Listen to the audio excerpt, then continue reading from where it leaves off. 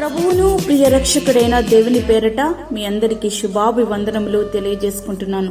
Jesus ను creation ministries ద్వారా ఈ రీతిగా ప్రతిరోజు అనుదిన ఆహారమును మీతో పంచుకోవడానికి దేవుడిస్తున్న కృపను బట్టి దేవునికి అనలేని కృతజ్ఞతలు.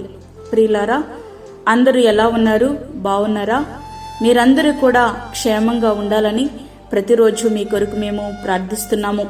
అదేవిధంగా మా యొక్క ఈ చిన్ని పరిచర్య కొరకు మీరు కూడా అనుదిన ప్రార్థనలో జ్ఞాపకము చేసుకోవాల్సిందిగా మనవి చేస్తూ ఉన్నాను. వాక్య ధ్యానంలోనికి మనం వెళ్దాము. 1వ సమూయేలు 1వ అధ్యాయము 10-11 వచనములు. బహు దుఃఖక్రాంతురాలై వచ్చి యెహోవా సన్నిధిని ప్రార్థన చేయుచు బహుగా ఏడ్చుచు, సైన్యములకు అధిపతియగు యెహోవా, నీ సేవకురాలైన నాకు కలిగి ఉన్న శ్రమను చూచి నీ సేవకురాలనైన నన్ను మరొక జ్ఞాపకము చేసుకుని నీ సేవకురాలైన నాకు మగపిల్లను దయచేసినడలా వాని తల మీదికి క్షౌరపు కత్తి ఎన్నటికీ రానియక వాడు బ్రతుకు దినములన్నిటను నేను వానిని యెహోవానగు నీకు అప్పగింతునని మ్రొక్కుబడి చేసుకొనేను. హన్నాకు కలిగిన దుఃఖం ప్రార్థన చేయడానికి ప్రేరేపించింది. పిల్లలు పుట్టడం ఆలస్యమైతే నీవే కారణమంటూ ఒకరు, లేదు నీవే కారణమంటూ మరొకరు తగులాడుకుంటూ కుటుంబంలో శాంతి సమాధానం కోల్పోయే భార్యాభర్తలకు హన్నా జీవితం గొప్ప మేల్కొల్పు. దేవుని సన్నిధిలో రోధించి పొందుకునే బిడ్డలు అత్యంత ప్రయోజకులయ్యే అవకాశాలు చాలా ఎక్కువ. హన్నా కుమారుడైన సమూయేలు గొప్ప ప్రవక్త అయ్యాడు. ఇశ్రాయేలులకు చిట్ట చివరి న్యాయాధిపతి ఇతడే. హన్నాకు దేవునితో సరియైన సంబంధం ఉంది. దేవునికిని మనకును గల వ్యక్తిగతమైన సంబంధాలే మన ప్రార్థనలకు జవాబును తీసుకుని వస్తాయి. ఆయన ఏమై ఉన్నాడో, ఆయన ఏమి చేయగలడో అట్లాంటి గ్రహింపు నీవు కలిగి ఉండాలి. హన్నాలో గొప్ప భారం ఉంది. షిలోహు మందిరములో హన్నా తన వేదనను దేవునికి మనసులోనే చెప్పుకుంటుంది. పెదవులు మాత్రం కదులుతున్నాయి, స్వరం మాత్రం బయటకు వినిపించటలేదు.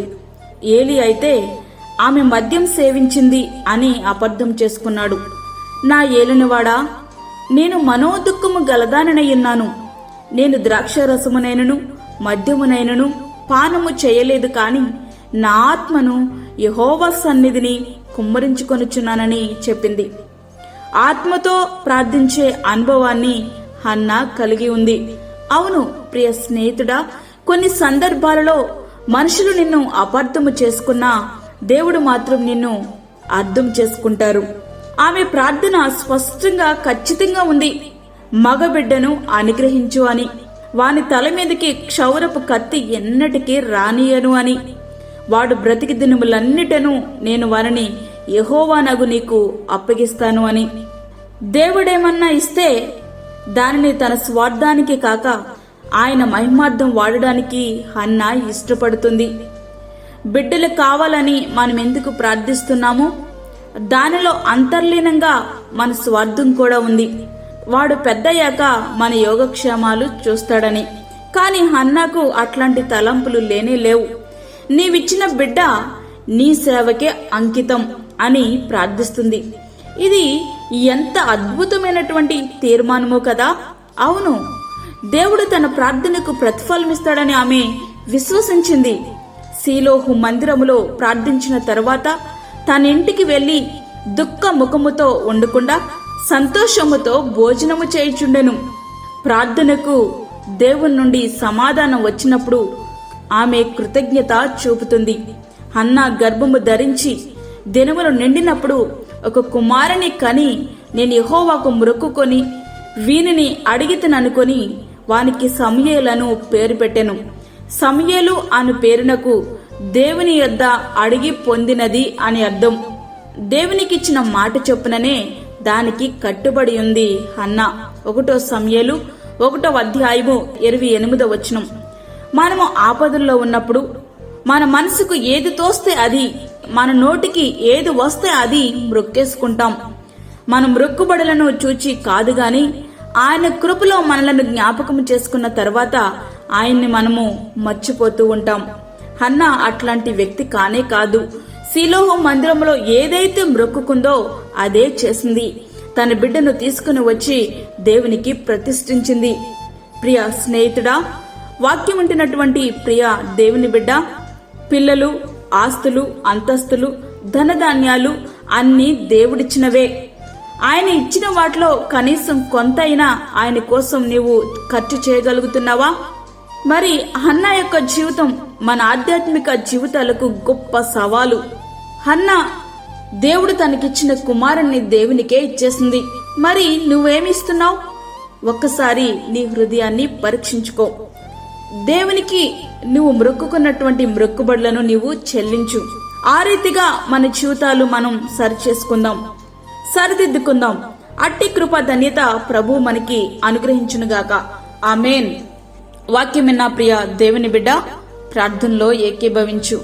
పరిశుద్ధమైన తండ్రి, ప్రేమగల యేసు ప్రభువా, శ్రేష్టమైన అమూల్యమైన మరి యొక్క దినము మా జీవితంలో మీరు అనుగ్రహించారు. నీకు వందనాలు. ప్రతి విధమైన శోధన, కీడు, ప్రమాదము, తెగుల నుండి మమ్మల్ని కాపాడండి. గర్భిణీ స్త్రీలను, చంటి బిడ్డలను, వృద్ధులను మీరు జ్ఞాపకం చేసుకోనండి. వారికి కావలసినటువంటి నీ కృపను సమృద్ధిగా మీరు అనుగ్రహించండి. వారి యొక్క శోధనలో, కష్టంలో, ఇబ్బందుల్లో మీరు తోడుగుండండి ప్రభువా.